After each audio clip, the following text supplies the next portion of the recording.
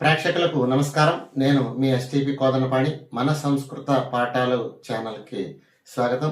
ఈరోజు junior intermediate Sanskrit విద్యార్థులకి Roman number 6లో ఉన్నటువంటి సందర్భ వాక్యాలలో రెండో పాఠమైన శూద్రక వీరవర కథ పాఠం నుంచి సందర్భ వాక్యాలు చూద్దాం. ఇందులో మొదటిది కిం జీవనం కర్తవ్యం తద్వద. కిం జీవనం కర్తవ్యం తత్వద అంటే నీకు జీతం ఎంత కావాలో చెప్పు అని చెప్పి శూద్రకుడు అనేటటువంటి రాజుగారు వీరవరుడు అనేటటువంటి సేవకుడిని అడిగారు. ఏమని? దీనికి ముందు కవిపరిచయం చూద్దాం. ఇదం వాక్యం శూద్రక వీరవర కథ ఇది పాఠాత్ స్వీకృతం. శూద్రక వీరవర కథ ఇది పాఠాత్ స్వీకృతం.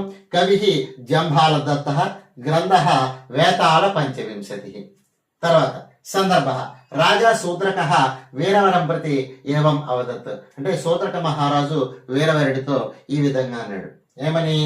కియత్ వేతనం ఆవశ్యకం వదతు. దీనికి భావం ఏమిటంటే కియత్ వేతనం ఆవశ్యకం వదతు అంటే నీకు వేతనం ఎంత కావాలి అంటే జీతం ఎంత కావాలో చెప్పు అని భావము. తర్వాత రెండవది తాం నిశ్చిత్య మాం జ్ఞాపయ. దీనికి భావం చూద్దాం, ఎందుకంటే కవిపరిచయము సందర్భము కూడా మొదటి దానిలాగే రాసుకోవాలండి. ఇది వీరవరుడు అన్నటువంటి మాట. ఏమని? వీరవరుడితో రాజు అన్నటువంటి మాట. రోదిత స్త్రీ కా ఇది నిశ్చిత్య మహ్యం నివేదయతి భావ అంటే తాం నిశ్చిత్య మాం జ్ఞాపయ అంటే ఆమె ఎవరో తెలుసుకుని నాకు చెప్పవలసినది. అంటే రోదిత స్త్రీ ఏడ్చుచున్నటువంటి స్త్రీ కా ఇది నిశ్చిత్య ఎవరో తెలుసుకుని మహ్యం నివేదయతు నాకు చెప్పవలసినది అని రాజు పలికాడని భావము. తర్వాత మూడవది వీరవరహ సపరివారో జీవతు. వీరవరుడు సపరివారంగా సంతాన సమేతంగా మళ్ళా జీవించాలని చెప్పి కాత్యాయని దేవిని కోరుకున్నటువంటి సందర్భం. అంటే శూద్రకుడు కోరుకున్నాడు. ఏమని?